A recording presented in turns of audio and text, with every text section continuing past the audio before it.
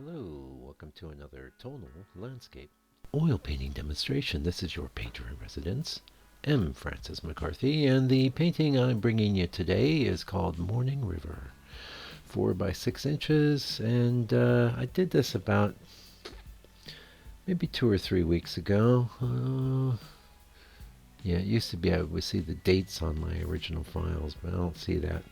It's been a little while. I've been sitting on it, and I really like the way it came out, though. The real challenge with this one, well, we'll get into that.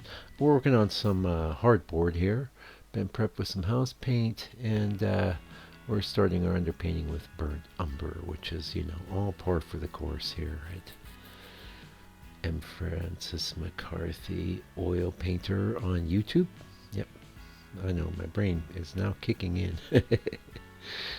Okay, I want to talk about the challenges. You already know, I'm always working with the burn umber on the boards, but we get people here all the time, and that really was one of the most asked questions I get. Another one would be, what's holding the board up? And that would be some big pieces of blue tack, just so you know. Yeah, that's how it's floating there. Challenges here. Well, these tapering rivers like this, that's always a challenge for me, that top bit. The other challenge is that we have a real sunset scene and or morning, excuse me, sunrise scene, and a lot of light in the sky, and obviously the trees against that sky are quite dark, so it's quite contrasty. And sometimes I can try and ameliorate that, but here I pretty much just embraced it. I never paint things 100% black.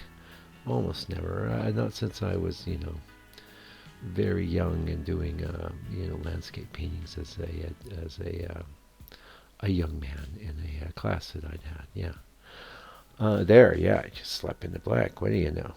But for the most part, you want to avoid actually anywhere in your painting. I'm a big believer in modulating your color, even if it's your darks. So the modulation there might be that we're going to have some of this burnt umber showing through with some darker bits, but the overall effect might seem quite silhouetted. Yeah.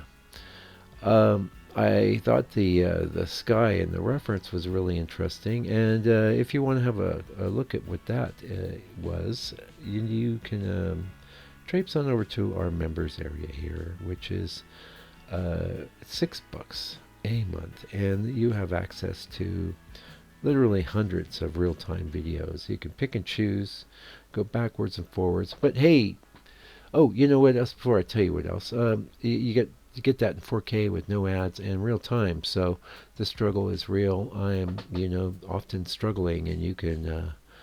It's one thing to have, a 15-minute chat over a sped up video from a painting I did a few weeks back. You're going to get insights. Don't get me wrong. I'm always trying to deliver some insights, but yeah, it's something to really be said for getting in there in the trenches with me and wearing it together. Yeah, and a lot of people have me on in the background as they're doing their own painting, so they can kind of peek over once in a while, and it's kind of like having a studio mate, right?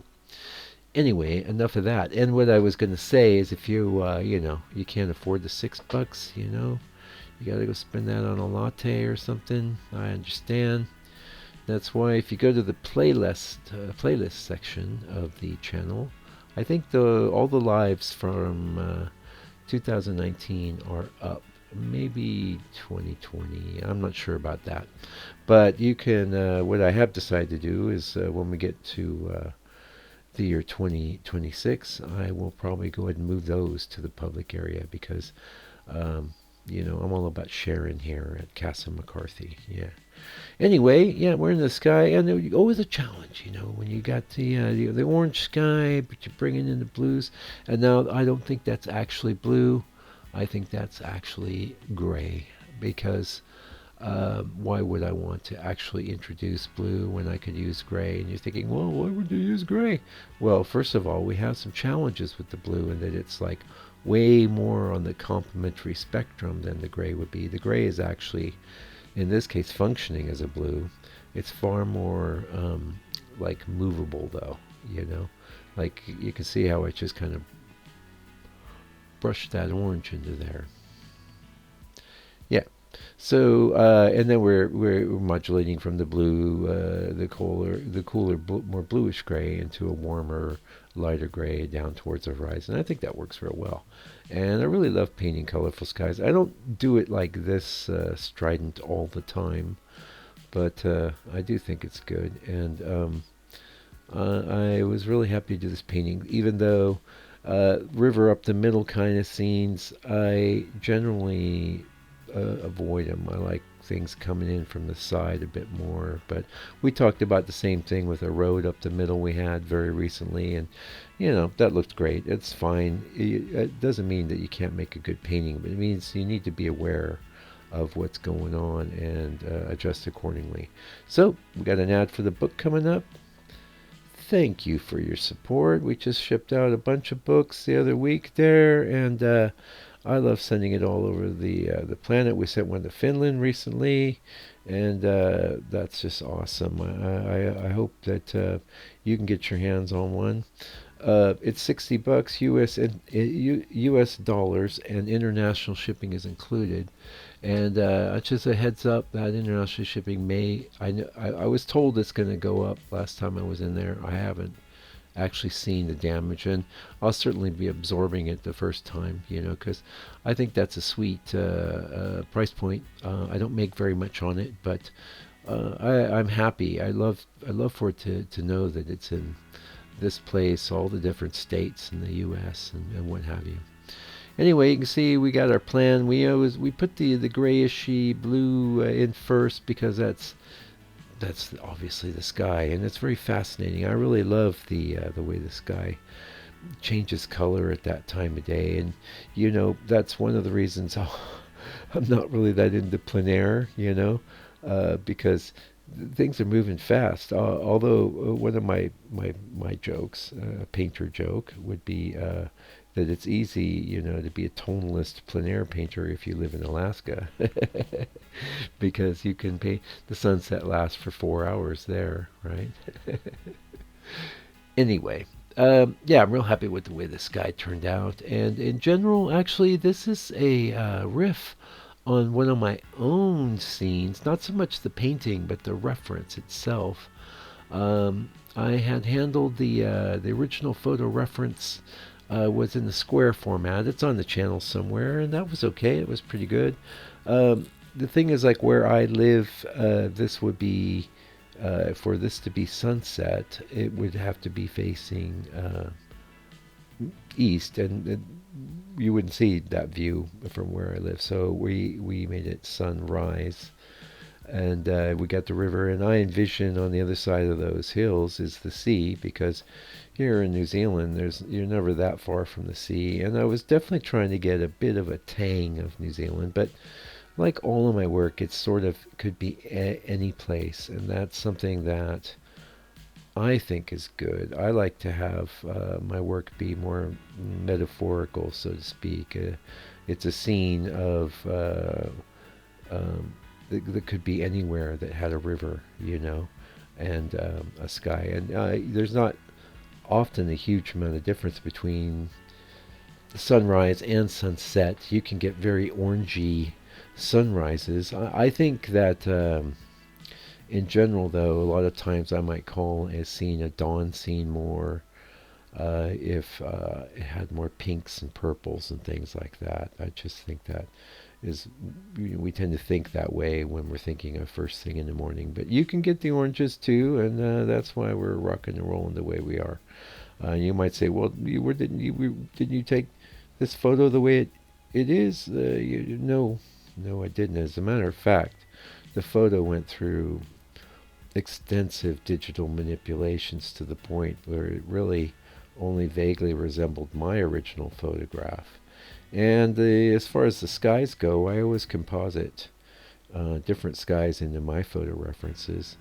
It's very, now if you're a professional landscape photographer, which I think is an honorable profession, but also one that's quite difficult to create art, because okay, let's say you're the photographer and you scouted out this scene. Well, that's great, but you can't really call yourself a landscape photographer if you're compositing skies into your photographs. Maybe a photography artist. I think that might be a new category. And pardon me if this is an accepted category in art now. I don't know. I don't really pay much attention. Uncle Mike just makes his paintings, you know. But more so, I think of people like Ansel Adams, who I have a lot of respect for, and there's plenty of artists that are photographers that I have a lot of respect for. And the way I see it is, you would stake out the scene, and then you would show up with your camera equipment, you know, at a time of day where you would be anticipating getting a spectacular effect. And that's why I say it's a difficult art. There's a lot of things that got to go right, and you have a limited amount of control. So, of course, digital manipulations have been a thing for a long time. I mean, 20 years or longer now. And I know that well, I don't know, but I've heard that the judges in these photo competitions, there's certain things they'll allow you to do, but other things that are verboten, you can't just, you know, I don't know. I'm out of my depth here. I'm a landscape painter, and I do a lot with my photo reference, though, and I take an awful lot of photos, and increasingly manipulate those using all kinds of different digital means, because I'm all about getting a transitional effect, a transcendent effect, and that's what I'm after. Anything I can do to pull that off. Now here you can see I didn't go. There's not tons of color in the landscape itself. And that's quite a common trope of tonalism.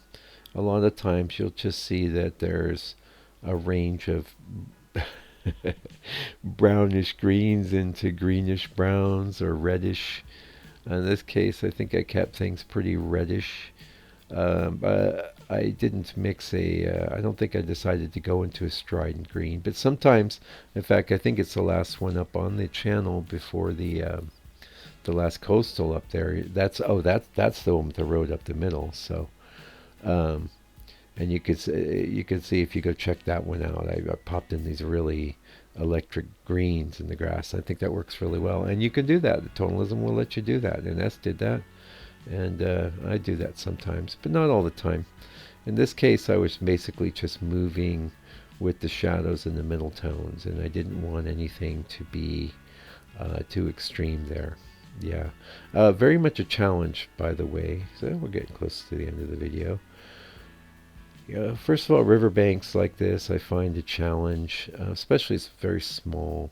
Also, you know, where we move, how we have this we have these trees, and then there's a bunch of stuff going on back behind, and you're going to see I ended up kind of really doing a bunch of different things there. Uh, Really, a lot of which worked, I think, mostly because the painting is so small. All you really, one thing I love about painting small is that, you know, a little flick of the wrist here or there, and it's a tree, or it's a bush, or it's a rock. Where, you know, the bigger you work, the more you've got to make sure that things are actually congruent, you know, and that everything's actually working out. Yeah. So I know I'd be sharing this with you. I've been sitting on it a little while, but I have tons of things I sit on, and every now and again I decide, oh, that's the one for now. Uh, yeah, and trees against the sunset. What a nice theme that is. One thing I didn't do was bring a lot of orange into the river. You don't really need to do that too much. You know, you could have done, but obviously I think it works real well with the sky. We can tell it's water reflecting the sky. And I was just talking. I was doing a painting today, which I won't talk too much about because we're looking at this painting, but there is some overlap in that was a big pond. And one of the things I'm most pointing out in the members area videos, oh, actually, forget that. We're going to have a live. It is going to be Thursday at 9 in the morning New Zealand time, which 5 hours difference. That's 10, 11, 12, 1, 2, 2 o'clock West Coast time. I'll be putting a message out, but stay tuned for that. That's an AMA, Ask Me Anything. And if no one shows up, I got a great list of questions from some of the supporters of the channel. So until they come back with another video, take good care, stay out of trouble, and Fight the power.